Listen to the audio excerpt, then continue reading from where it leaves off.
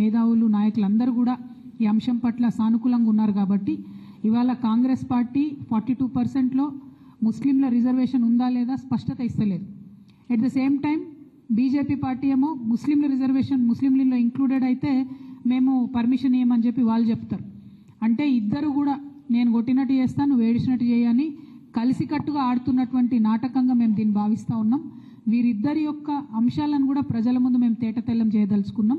మేము ఈ దీక్ష ద్వారా సాధించాలనుకునేటటువంటి విషయం ఒక్కటే, కాంగ్రెస్ పార్టీ స్పష్టతనివ్వాలి. మీరు ఇచ్చినటువంటి 42% ఆర్డినెన్స్లో ముస్లిమ్స్ ఉన్నారా లేదా, మరి ముస్లిమ్స్ లేకపోతే ముస్లిం రిజర్వేషన్ గురించి మీరు ఏం చేయబోతా ఉన్నారు.